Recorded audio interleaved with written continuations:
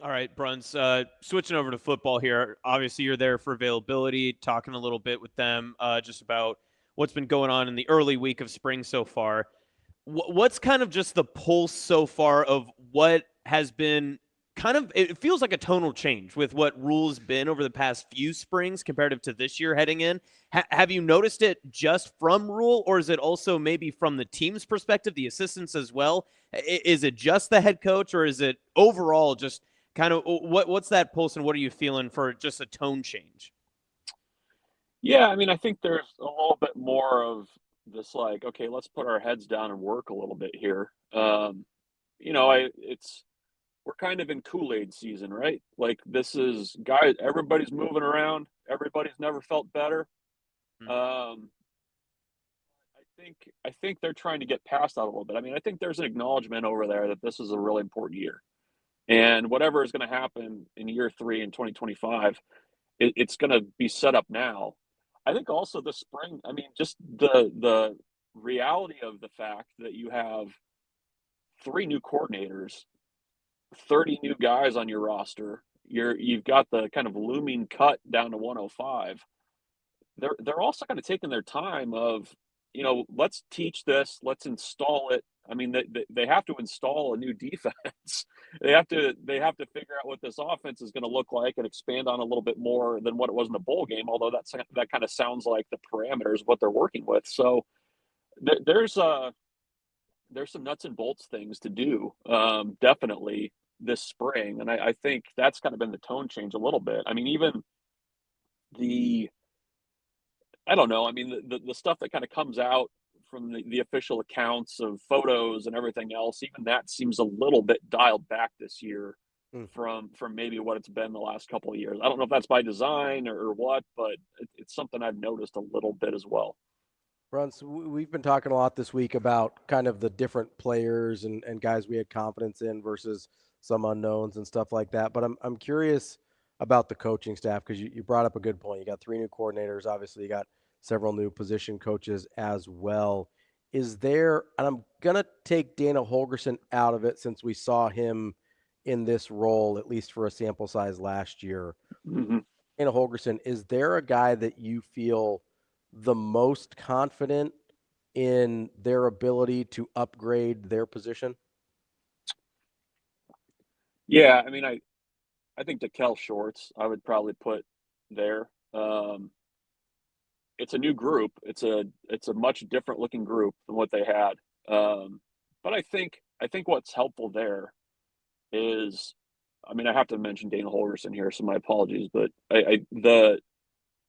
he's his handpicked guy. I mean, Sure. he knows how to coach that system. He knows what Holgerson looks for, and Dana is a wide receivers coach by trade as well. Like he's not just going to leave that group alone. And he's going to demand a lot. So I think that's probably where I would go. And I think also too, they've got some production there that I think you can feel good about, a mix of production and young guys that I think are going to be a factor. So I think that's probably the group I would go to that, it has the highest upside this spring of like, okay, this is a group of guys that can kind of be difference makers, even though you're kind of once again playing wide receiver transfer portal roulette. But I mean, I think there's a better chance of this group hitting kind of with everything that's a familiar coach to Dane Key, a coordinator that has a very clear vision of what he wants that to look like at that position too.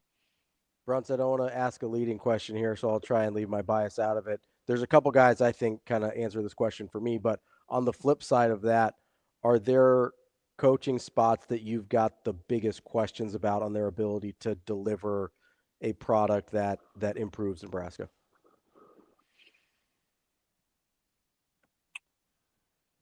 And maybe Well, group than it is about the coach. yeah, I don't know that it's about the coach because especially the new guys. I mean, we don't know. Like I've never seen Addison Williams coach a defensive back in my life. Like, so I don't know what that looks like. I do wonder about the defensive line. I mean, I think that's the group that, and that's not, just to say this, that's not any kind of indictment of Terry Braden or anything like that. I think he's a really good coach. But that's a group that's in a bit of flux, and you're replacing, arguably two of your best players on defense at those position groups and guys that were really big pieces of what you did. So that's that group needs to get figured out. And there's my hip hop music again. So you go down the list of guys that need to be counted on and step up, and guys that were here last year. There's some work to be done there. So I'm kind of curious to see how that comes together this spring.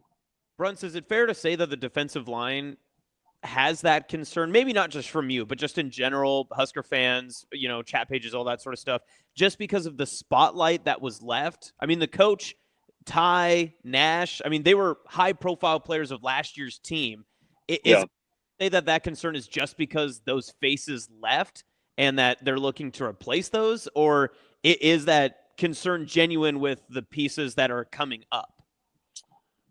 I think it's more who left. I think that's the biggest thing. I think you're also you've identified guys already that really need to step up. Riley Van Poppel's a really key player for this team this year.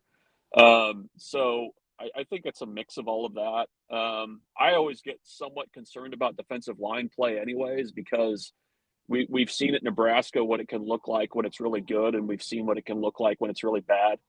And, Matt Rule has said consistently that, he's going to, they're going to be good up front. Like that's a non-negotiable thing for him. And, that's going to be put to the test a little bit this year when you're replacing two guys that were really key for you and have played a lot of snaps. So, that's one position group I hear concern about on our message board. I think it's valid. And I think it's kind of one of those things where you just kind of need to see it in the fall. So, we'll kind of see how that plays out. But I'd say that's probably, one group of concern. But, by the same token, too, you've got Terry Braden, who's coached a lot in the NFL. You've got Phil Snow, who's going to be kind of a walk-around associate head coach. He's going to be very involved. Like, he's not just going to be standing there holding a clipboard. I think Matt Rule is going to be focused there too. So they're going to have a lot of eyeballs on that group as well, I think. Bruntz, I know we just got a couple minutes left here with you. You mentioned that you personally always kind of have a little bit of concerns and questions about the defensive line. It seems like typically that spot for Nebraska fans is the offensive line, where you always have questions about what it's going to look like. It seems weirdly quiet this offseason about concern about the offensive line. Do you think that's justified, or do you have some concerns there? It's going to be so incomplete.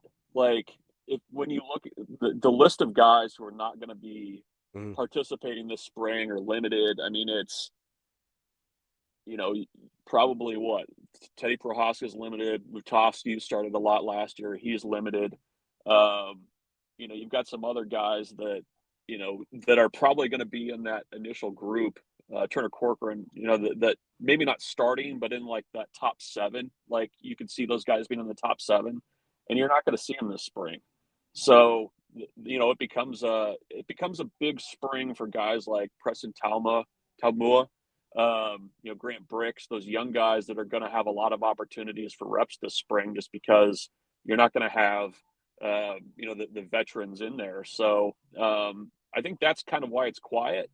I also think it's a little bit quiet because that's one of the few positions where you didn't have a coaching change. Like, everybody's not kind of looking at the shiny new toy, and Donovan Raiola is kind of the veteran coach now, this veteran assistant coach. So it is quiet. I agree, but I think it's going to be kind of hard to make heads or tails from the spring of what they're going to get done here is going to mean in the fall, because it's going to be a little incomplete with the guys they have there.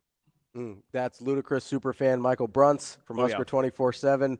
We appreciate the time as always. Enjoy getting out there for availability today. And opening. Yeah, I think we got some Kendrick Lamar going in the background, from what I understand. That's what the kids tell me.